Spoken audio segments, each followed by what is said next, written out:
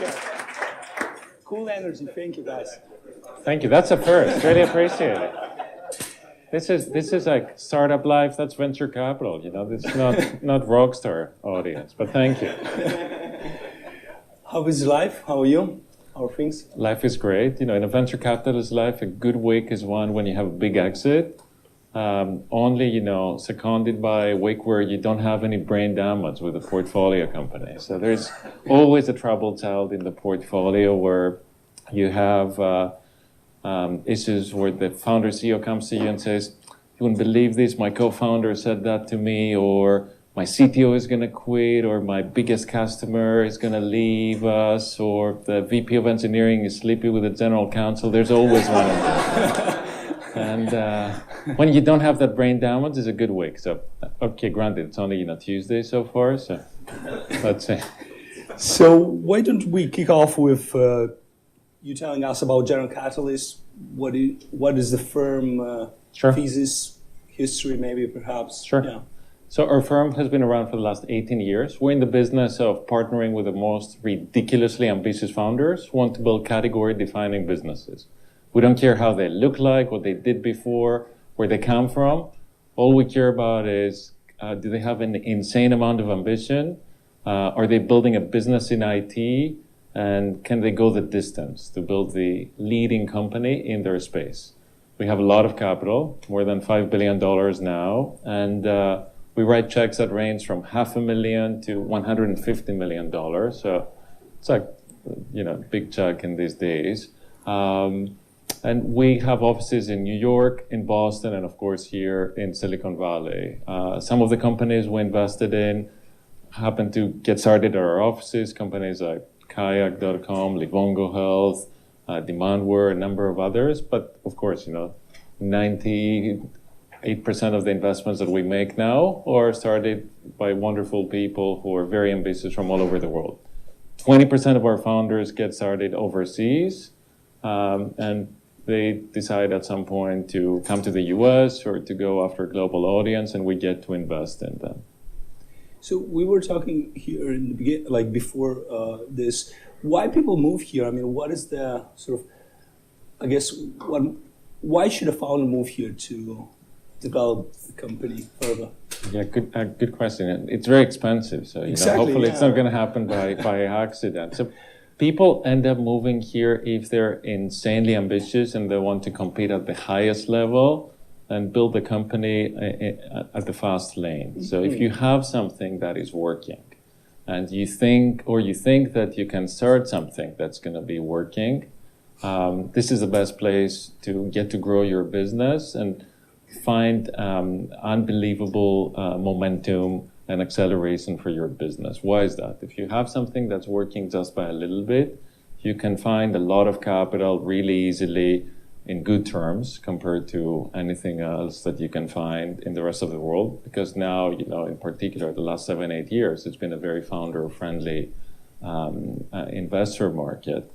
Secondly, there is a critical mass of all sorts of experts in this part of the world. So for marketing, if you're a consumer founder, for sales, if you're an enterprise tech business, and you cannot find, you know, this talent in spades in other parts of the world. And then because you're here, the rest of the world would associate you by being a Silicon Valley company. Doesn't matter if you moved here a week prior, you know. The moment you moved here, you have a Silicon Valley bank account, you have like a post about you on TechCrunch, you've made it.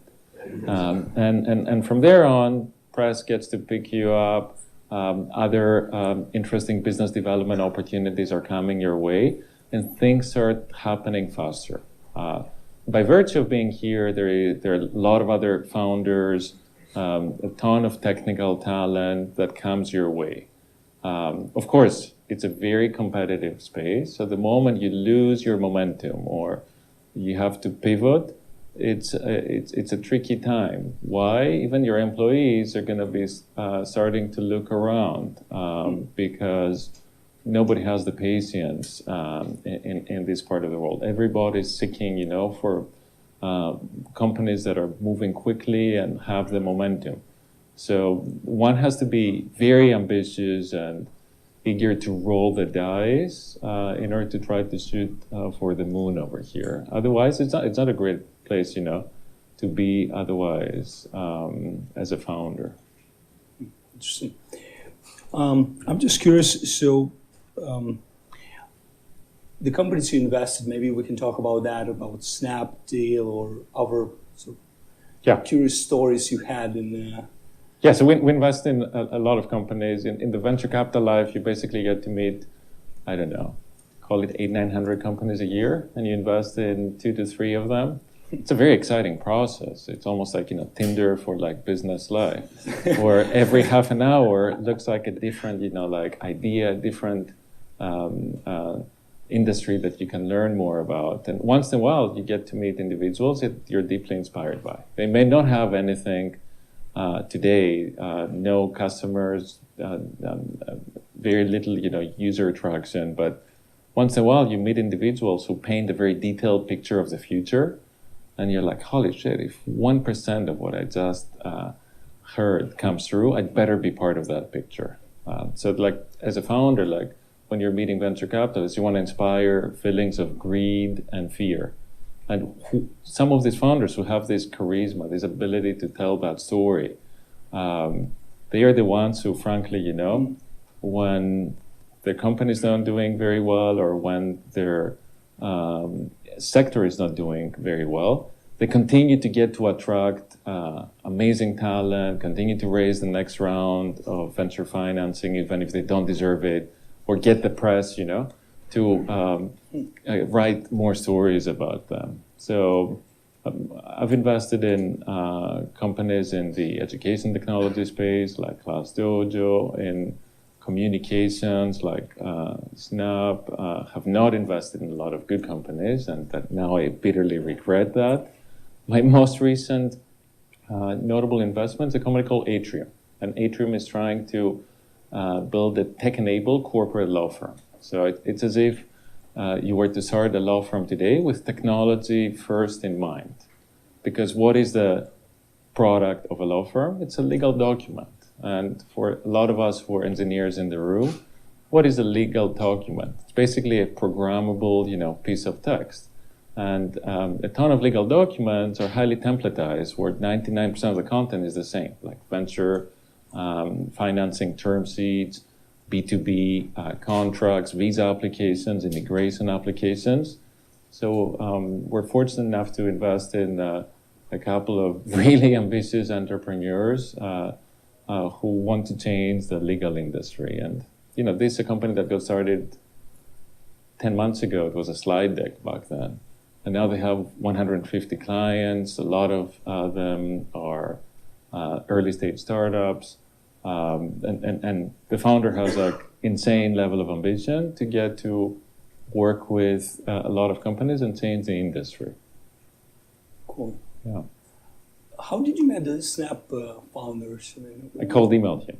Cold email. Cold email. Yeah, it works. And I encourage you all to cold email anybody. In the Valley, the worst thing that can happen to you is ignore you. It's not that bad, You'll forget about it. Or if you use Boomerang or any of these other, products, you can continue to cold email a lot of people. So there are a few faces in the audience who I know who've been very persistent cold emailing me. And,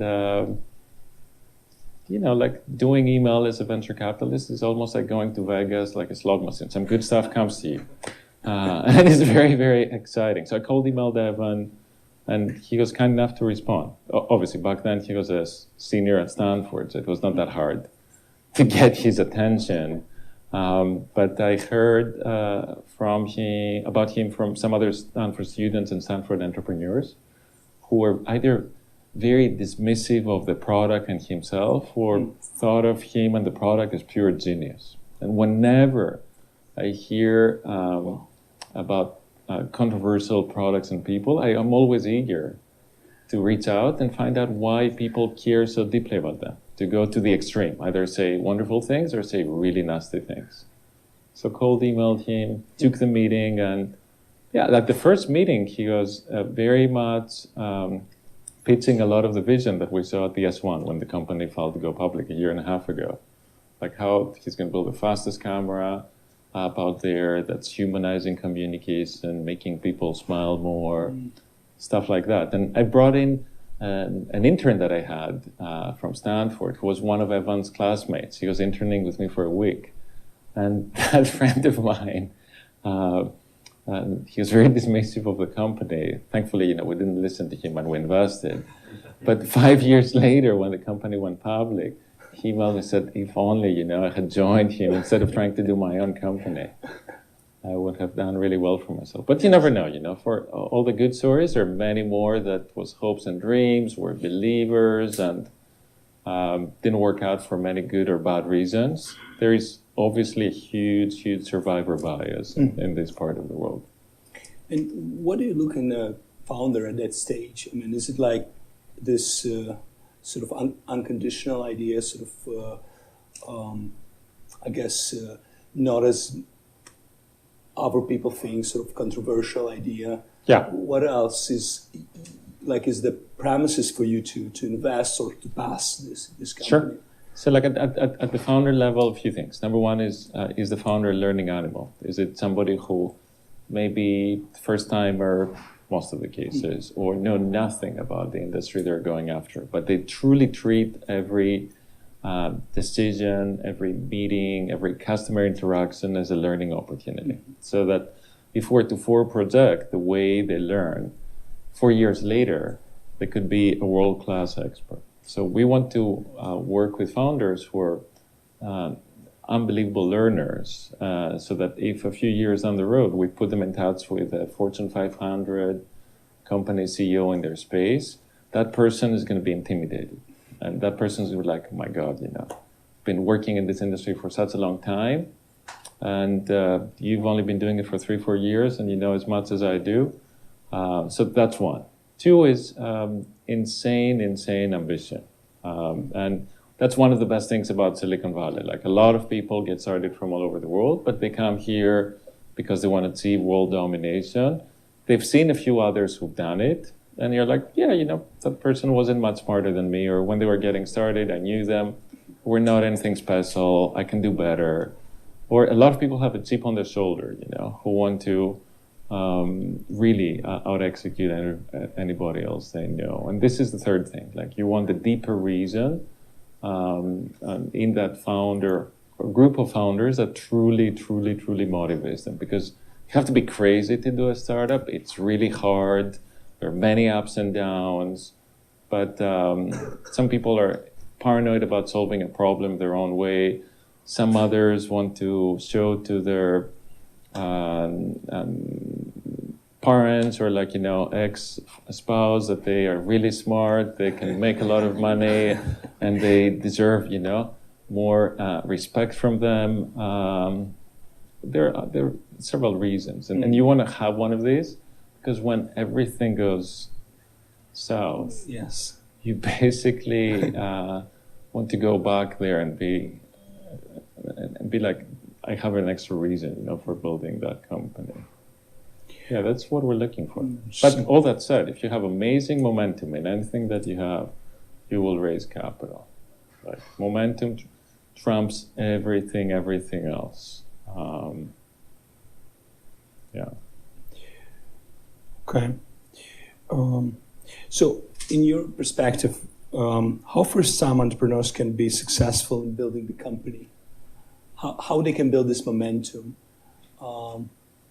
besides having passion, learning fast, and having a deep reason. Like, what do you see in those entrepreneurs as a first-time founders that manage to build these successful companies? Yeah, so you can do a lot of things. You can find one trusted advisor who knows a lot of people, and if you convince that one person, basically you can get to meet everybody else. I see. Number two, you can recruit really high-quality individuals who buy in your vision.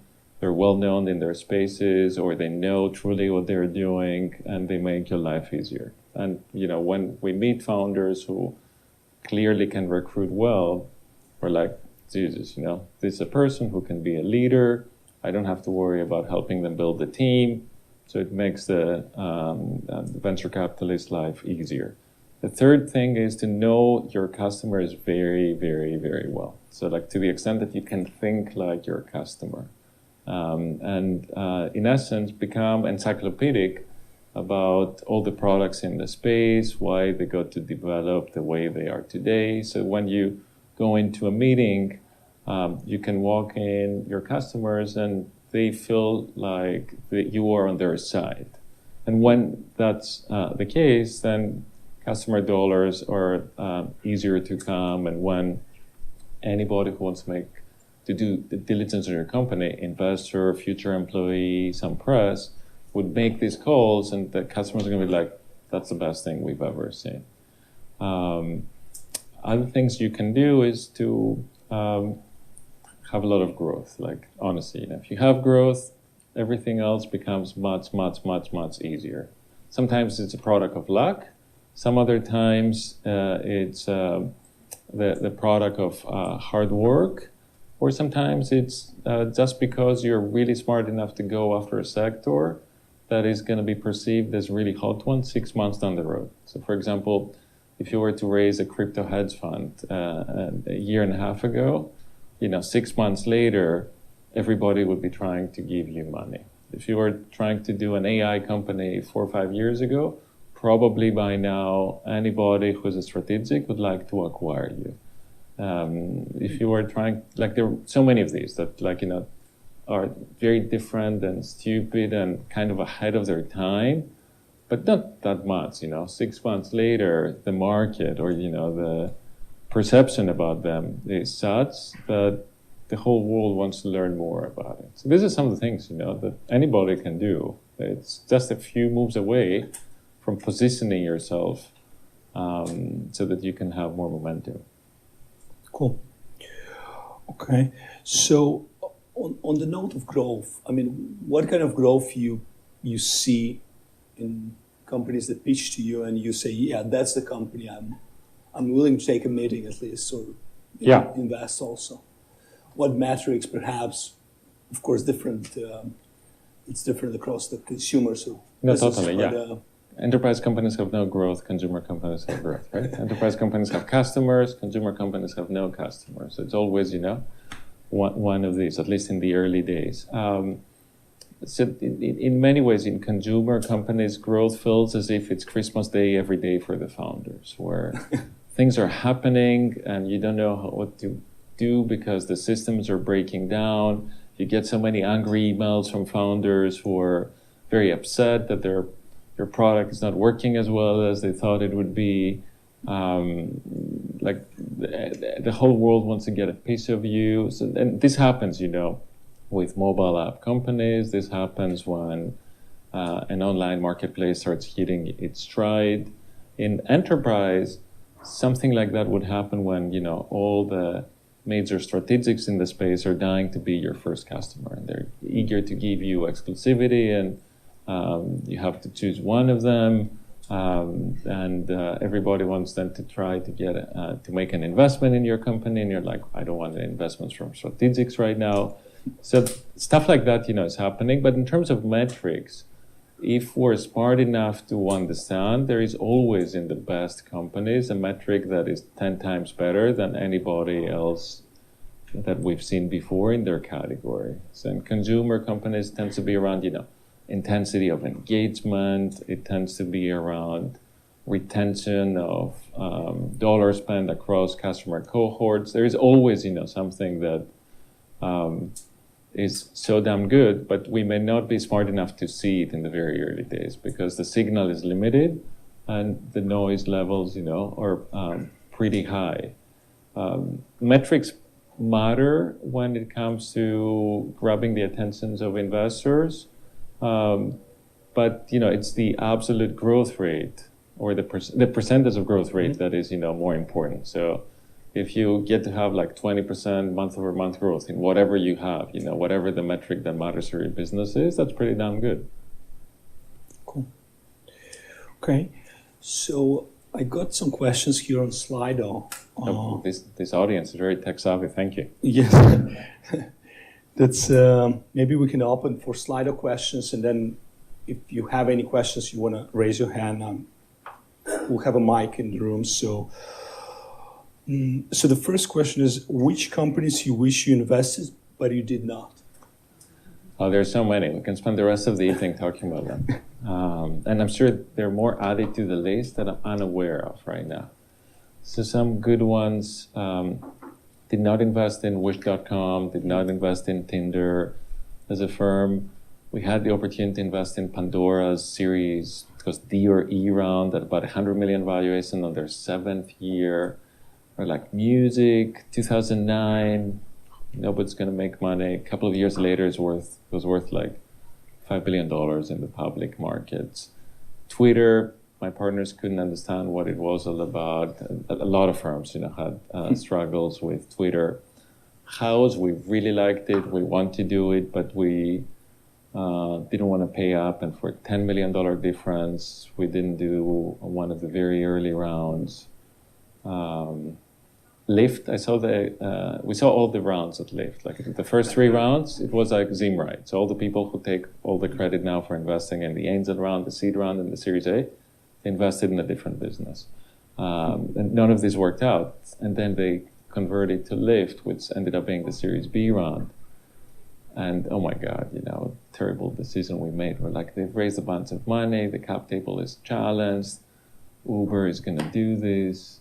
So little we knew how big, this market would be. Just curious, Yeah. all of these companies like somehow pivoted. Even Uber was like limo business, and you take like Twitter was a podcast. Yeah. Do you see that a lot?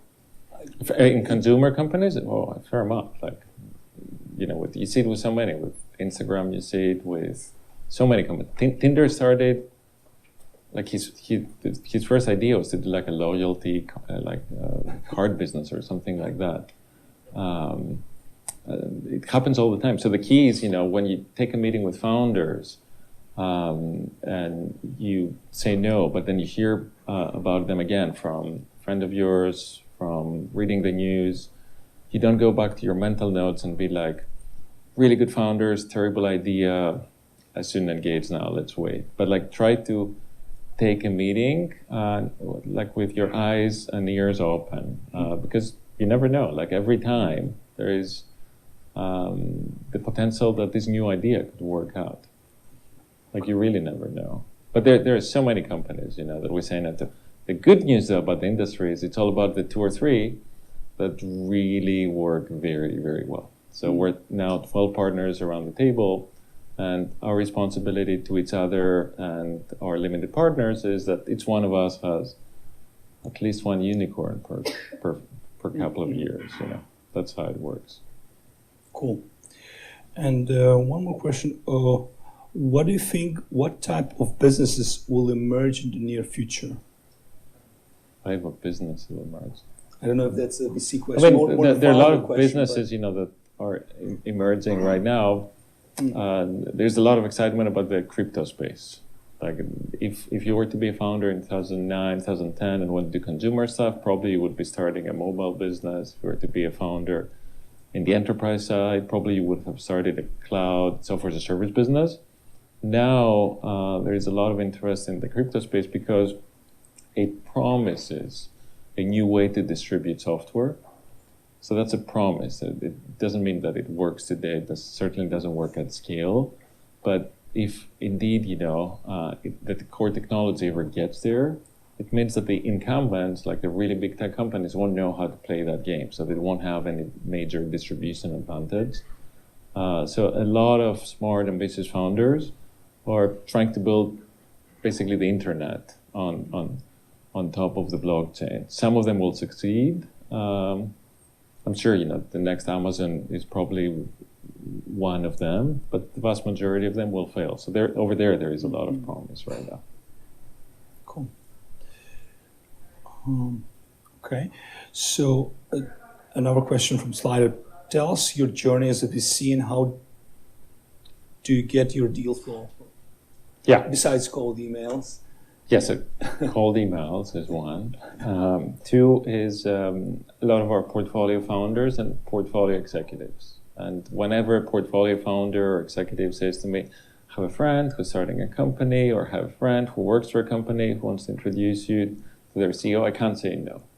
I really can't say no. Most VCs, for most VCs, the best way to grab their attention is through one of their portfolio company founders. Number three, like I meet a lot of people, and I ask them, what are your favorite products? What are some interesting companies you come across? And then in every evening or like during the weekend, I go back and look them up online. And if anything looks interesting, I cold email people. Then I read a bunch of stuff every day, and I cold email, more people. And then we have a whole team. And each one of us is responsible for bringing in companies. And when something comes in, I decide, is this one that I really care about and I want to work with the founder for the next decade? If yes, I'll take the meeting. If it's one that I think it's going to potentially make us a lot of money, but I don't really love the space enough for me to be involved, I ping one of my partners. If it's neither of these two, I say no. And then, very often founders email us because, or try to get connected to us through our network because we have a relevant company in their space that they want to learn more about, and they think we have good experience in that space. So there are many ways, to get in touch with the venture capitalists. If you ask a founder of theirs, probably that's the best way. And that's also, a good way for you to go and do diligence about that investor, because you can ask that person, how is it to be working with that person? How is it to be working with that firm? And if the answer is not along the lines of what you thought it would be, probably you don't want the introduction, Really cool. Okay, so maybe we can ask, if you didn't sort of, maybe we can. Thank you, Liz. Thank you for all the people who are standing. Unbelievable. Really thank you. I appreciate it. First of all, thanks to Startup Brand for always having excellent speakers. Great stuff. Niko, is your Stripe fund fully committed? It is now. What is fully committed?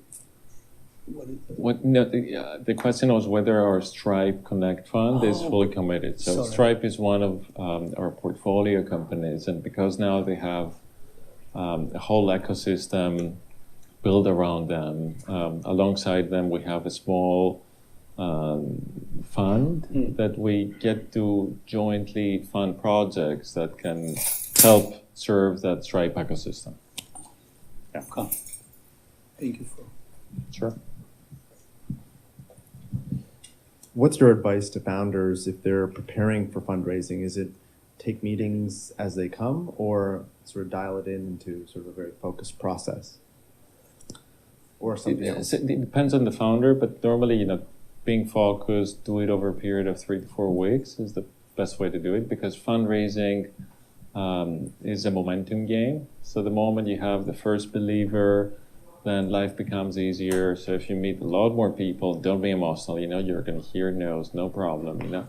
One more no increases the chances of getting to a yes, sooner rather than later. So all you need is to have the first set of believers. So if you can budge everybody, and the investors also know that you're not the only investor that you're talking to, but there are a number of others that you're talking to, they will move faster. So batch it all together in 3-4 weeks.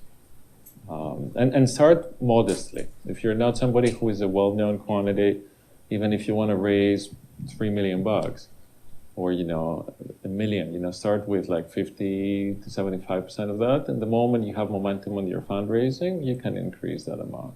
Because if you're just getting started and you ask me for $3 million, in my mind, I would compare you with all the other projects that are coming in and asking for that amount. And I'd be like, I don't know the person, he doesn't have any momentum, good idea, let's wait. Whereas if you ask for $1.5 million, I'm going to be like, that's a really good idea. I may not know him, it's early, but let's give him a chance. Yeah. Hey, Niko, thank you. I wanted to ask, how does the process look like from the deal perspective? I mean, there's a founder, and then sort of how you vote him during the whole fundraising process that you decide to invest into him, and what happens next? How do you support a founder after you've invested? Yeah, so it takes 5 years. No, I'm just joking. So basically, let's say somebody emails me, I take a look at their pitch deck, really like what I'm hearing. I'll have a meeting with that person in the next few days. From there, if I continue to be interested, I'll pitch it to a couple of my partners who are relevant in that space. If they will ask me some questions, probably I will go back to that founder and ask for some more information. If I don't know anything about the market, I'll quickly get up to speed with that market. A few days later, we'll invite you to a meeting with a couple of my other partners. So there are going to be 3 of us. And we'll ask you a few questions. Most of the times, unfortunately, companies get killed during that meeting. So it's not because my partners are really bad, but because, it doesn't pique our interest. From where? On this stage, how many survive? Yes, I would say, like 10% survive. Yeah. It's a small number. And then from there on, we may have a few follow-up questions. If we don't have any, we will invite you to our partnership meeting on Mondays, normally. And half of the companies that come into our partnership meeting work out the same day or the day after with a term sheet. This whole process can take from like 2 weeks to 3 days or sooner, depending on how much time we have, because you probably will be talking to other investors as well. And then if we decide, to invest and you accept our offer, like we normally win about 70% of the term sheets we give at the Series A stage or later, because probably, what we want to do, other people want to do. If you win 100% of your term sheets, it's not a good idea. Like it means that you're going after companies that either you're a pure genius or nobody else wants to do. So after we invest, we basically learn from you, and we're adaptive to your needs. You become our family, you have the whole firm at your disposal, and normally we help in 5 categories around recruiting, sourcing and closing candidates, customer and business development, future financings, M&A, and then be your therapist, because there's always some shit going on, and you need a good thought partner, problem solver. Of course, you're the protagonist, it's your company. We are there to help. Sometimes you may be like, I got it, I don't need anything. So we learn from your style and your co-founder's style, and we take it from there. Hi, Niko. Thanks for being here. I've been following you on LinkedIn for a while. Your hashtag #WeSeeLogic updates are very, very interesting to read. Thank you. Yeah. Getting to my question, what do you think is the best way to prepare to be a successful founder? Go to business school, work at a growth stage tech company, work at an early stage company, just become a learning animal, as you say. Would just love to hear your opinion on this. Yeah, I would say just do it. If you have something that you're really crazy passionate about, it's something that you're so frustrated, and everybody else around the world sees it as a trivial thing, but you see it as a real opportunity, or the rest of the world sees it as a problem, and you're like, I have a solution. If you have something like that, just get started and have a very high bar for the people you work with. All sorts of people that you work with, the people you receive advice from, the people you recruit in your business, the investors that you work with. And if they don't meet your bar 3-6 months down the line, move on with them and find new ones. So if you can do that, inevitably you will get to learn from some of the best over time and work with some of the best. Yeah. And this is a great part of the world for doing that. There are so many people who've been there, done that across all the functional leadership roles, so many former founders and CEOs who are eager to give advice. What if you're not there yet and you want to minimize risk? You can constantly, email people and seek further advice. Doesn't matter, who you are. Like I was a student at Stanford and Elon Musk took a meeting with me. He didn't know who I was. Of course, I emailed a lot of other people and they ignored me. But he took a meeting with me and I told him that Tesla is going to fail. I was wrong.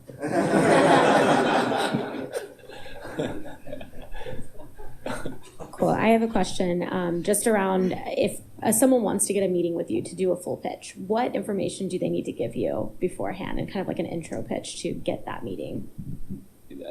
So for me, if you send me information about your company, like an executive summary or a pitch deck, it's easy for me to say, that's interesting to me, or this not interesting to me, but good for our firm, could be interesting to one of my partners. So it's simple. That's it, yeah. Pitch deck and executive summary. Yeah, one of the two, yeah. Easy, yeah. I still read all of my email, and I frankly love doing it. Yeah. Yes, I'm really curious why you became a VC instead of launching new businesses yourself.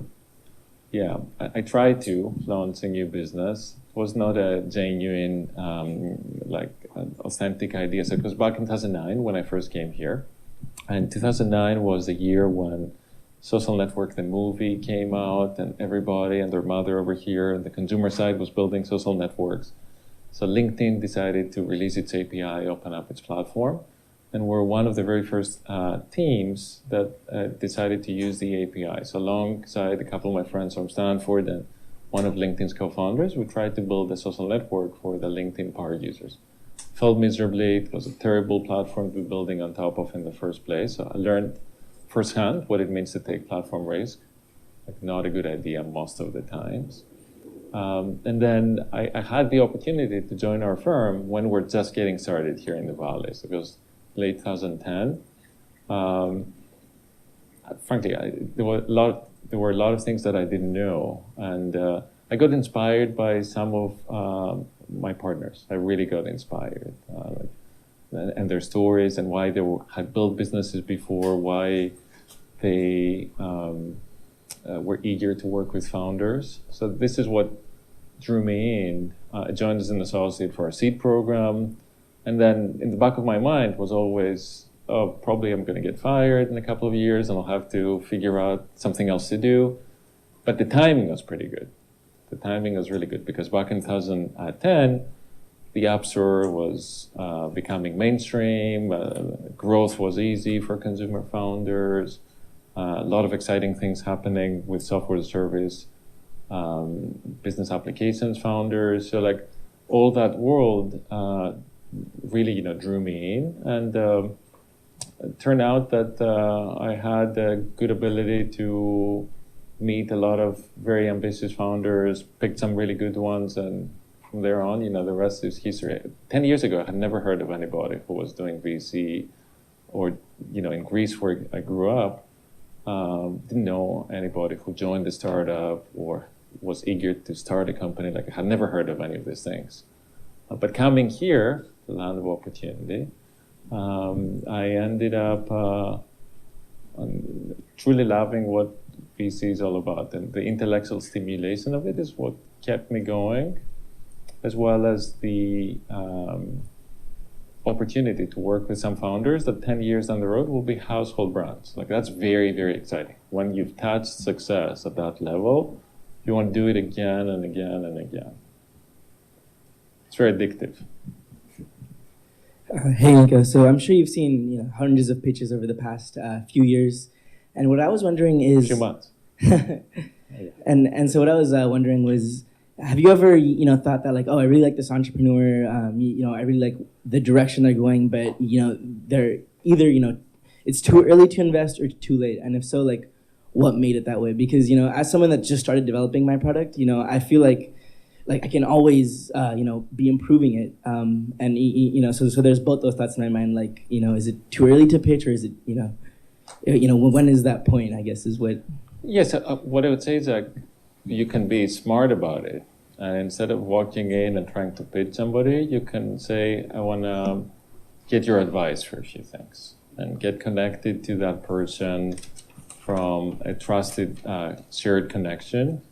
And get that person's advice over time, send updates, and start building a relationship.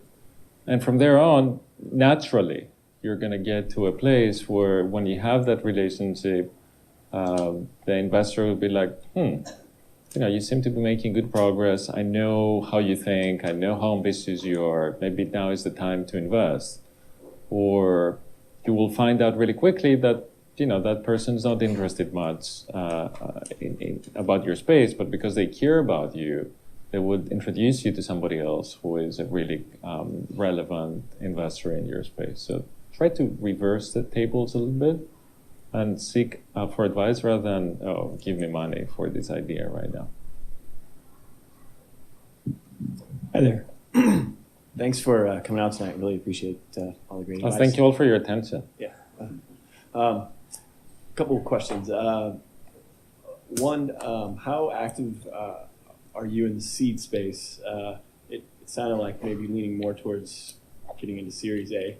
And if what sort of metrics are you looking for people to be coming to you with from a traction standpoint?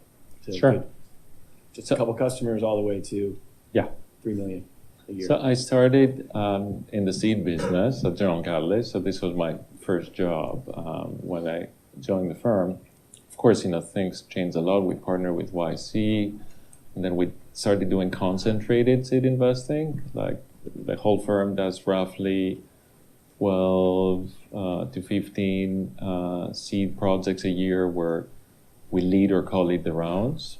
So we don't really do, the small dollar seed investing. That's not a core focus. But I tend to do 1 to 3 seed projects that are real portfolio companies for me. I'm doing actually 2 this week, which is rare, Like I don't think in my 8-year career I've led 2 investments on the same week. So one of them is a team in the consumer space. It's a full team. It's 7 people. They're amazing. The CEOs are an amazing product thinker. They have exceptional technical talent. They have an idea, but they're pre-product. And they're raising a very small round. They want to work with us because we have a lot of relevant expertise in what they're doing. And I was like, you know what? You don't have very often the opportunity to work on really ambitious ideas with a whole team at the essentially pre-seed, stage. So rolling the dice and working with them starting, this week. So that's one. The second one is a company that is in the hot space, like the crypto space, trying to build an application that you can build today. It's not like hopes and dreams that if the technology gets so much better, in 4 years we're going to be able to have customers and stuff like that. So that's in a hot space that all of us are eager to learn more about, with some early prototype that has some momentum, but no real, customers or revenue, but has, some momentum with the market they're going after. And we're splitting a $4 million seed round with another notable firm. So at the high level, like at the seed stage, we want to be inspired, because we can always wait for the next round. We have a lot of capital. So it's either because we want to work with you as you have like insane amount of ambition, or this is a space that we want to learn more about. That's number one. Number two, if we don't invest in you right now, and between now and the Series A, you make so much progress, thanks to network effects or the space getting perceived as hot, that the Series A gets down at the $40 million plus valuation, we're going to be like, shit, we left so much money on the table, or we would leave so much money on the table. Let's do the round right now. That's how we think about seed investing. Yeah. Hi. Thank you for helping us with these advices. So I have a question. What is the most common mistakes what people do when they're pitching their startups, usually? And what do you like to hear on this from these pitches? Like, what are the mistakes and what do you want to see and hear? Yeah. So one common mistake is when founders don't know their metrics. Like when you walk into a meeting, you have a slide deck, you have some graphs, but anything outside of the graphs, you don't know the numbers. And this is a scary moment, because as a venture capitalist, you're like, oh Jesus, like how can I invest in somebody who really doesn't know some of the key metrics of their business? Because if they don't know that, is this going to be a well-run company, or how do they make decisions? So that's one. Two, for a lot of VCs, one of the red flags is when the founders trash talk about their competitors. And they say very bad things about their competition and how terrible they are. So that's a red flag for many investors. Three, for me, what's important is when I ask questions around your customer and how your customer thinks, how they make decisions, and you can't answer these questions. And it's okay if you're just getting started and it's like a pre-seed, project. But if it's later stage, you need to really be able to think like your customer. Hey, Niko, how's it going? So often you hear great advice from everyone. How about advice that you hear so often that you think is really bad for first-time founders? It's really bad. It's your company, so always you have the final say. So everything you hear, you should always test it and ask around before you decide to make a decision. So that's one thing. There's advice coming from everywhere, but you're the most contemporary thinker about what's going on in your space and with your customer. So normally the worst advice is when you meet somebody who built a company in your space or who invested in a company in your space 3, 5, 10 years ago and tells you never do that. And sure, it might have not worked back then, but now may be actually the way to start opening up this market. Or if you meet somebody who says to you, that company of ours 3 years ago did that and that's why they won, guess what? If you try to do the same thing right now, it's not going to work the same way. So that's normally the worst type of advice. So one thing that an investor told me recently is that a VC also has investors. So and entrepreneurs forget that. So what are your investors expecting from you, and also from your portfolio companies and the CEOs? What are they struggling with the most, based on your experience? The ones you work the most. Yeah, so we're very fortunate because our investors are mostly nonprofits and they're very patient investors who've invested in the venture capital asset class over decades. So our largest investors are university endowments like MIT, Yale, Princeton, Stanford, all these amazing institutions. So in essence, we're in the business of creating more scholarships for people. And that's one of the great things about working for our firm. So they know very well the venture capital business because they've invested in so many funds over decades. And when it comes to raising our new fund, or the few times a year that we meet with them, they always ask the tough questions around generational transition in the firm, what keeps us hungry, how we make decisions together. These are always the hard questions because as a professional services firm, we have our team, our brand, and the way we make decisions. We have no revenue, no product, nothing else. No unique IP.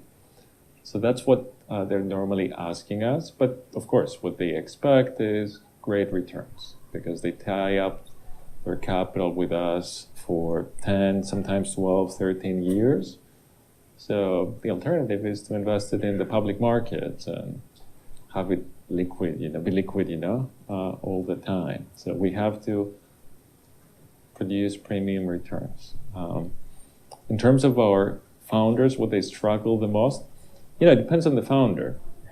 Younger founders who are first-timers, they think they struggle with everything, but if you put them in touch with more seasoned people, founders would say that seasoned people, I can't believe that you're not going crazy with all the shit that's going on in my company.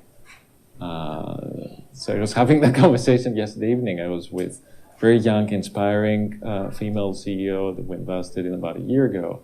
And we introduced her to the former CEO of Yelp of 11 years, very senior executive.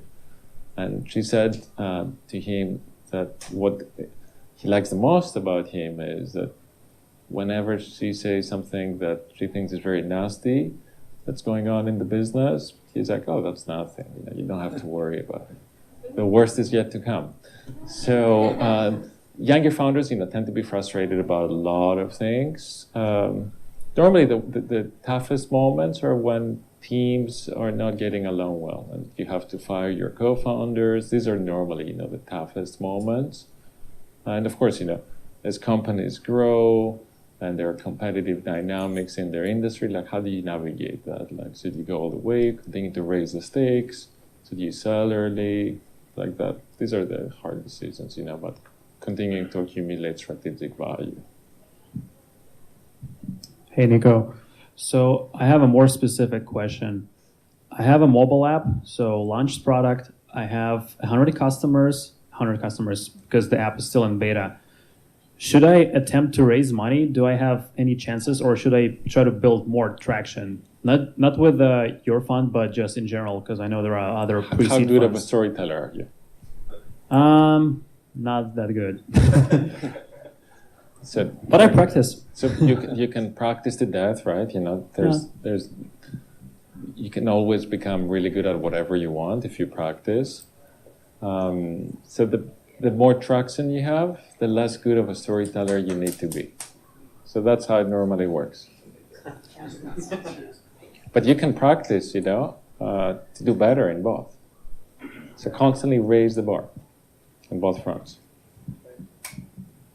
First, thank you for the great advices. And my question is around your seed investment, given that there's very little public information and most of our information is from firsthand talking to the founders. Yeah. And also it's a crowded market. There can be several ideas competing and players in the market. How do you make the judgment call, this is the founder and this is the company I want to invest in? Yeah. So number one, am I really inspired by this group of founders? Do they get me excited to work with them? Most importantly, do they ignite emotions of greed and fear in me that if I don't invest in them, this is going to be a huge business and I'm going to be like, holy shit, what was I thinking? Or if I don't invest, maybe some others will do and we'll make a lot of money. Sometimes that's even worse, the FOMO piece. So that's one category. Number two, the market. Is this a market that's opening up right now? So the timing is incredible, and the team may be early, the product may be shit, but anything that you do in that market, customers love it or investors want more of it. So now is the time to be investing. Three, the product idea or the product itself be truly differentiated, something that I haven't heard about before. And this could be the product, this could be the idea, this could be the approach about selling it to the market. A lot of very creative thinkers out there. Yeah. Hi, Niko. Thank you so much for coming out, and thanks Startup Grind, Sergio and Lindsay, for organizing this. Yeah, thank you. My question is regarding the early stage companies. I also have a mobile app and trying to get some traction. I have 400 users and all that stuff. Mobile apps are hard nowadays. They're hard. You gotta be really good. But it's addressing the real world problem, and so I'll talk to you more about that later. But the question is about, in the early stage companies, would you prefer to have single core founders who are ready to move fast, learn fast, fail fast, pivot, and all that? Or would you prefer number of co-founders, like 3 or 4 co-founders that are actually, it's good from the complementary standpoint, but decision-making goes slow. So which one do you prefer? And why? I mean, honestly, that's not my decision. It's your decision as the CEO, right? If you're the full package and can do everything by yourself, that's great news. But very rarely this is the case. So it's a question of what setup provides you with an unfair chance of being successful. If you have more than one co-founders, you don't need to be equal with them. Being equal with your co-founders normally is not a good idea. You should be splitting the company based on what each one of you is going to bring to the table as you grow the business. And then if people are not leveling up their game, they should be moving on. And that's a decision that, co-founders make among themselves. So it's your decision, it's not my decision, unfortunately. We'll take one or two more questions as we are. Two more, yeah.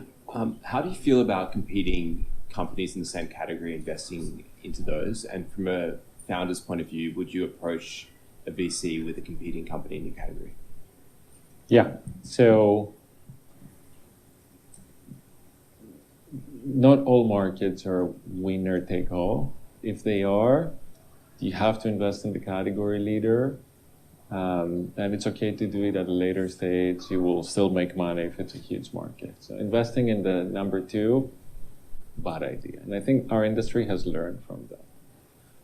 If it is a winner take most, it's worth contemplating doing it. And we do that, like at General Catalyst. We really do that.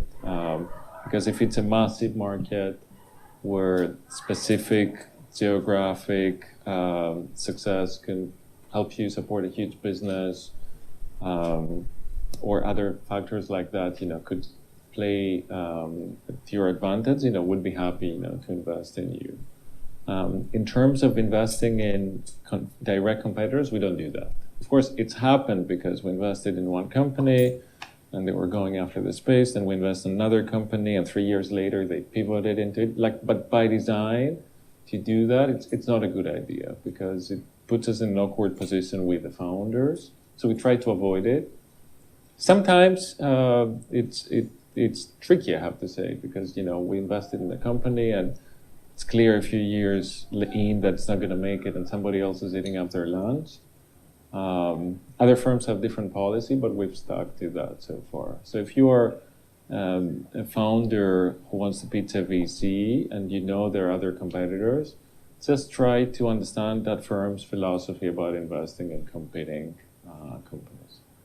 So save yourself some time. Last question.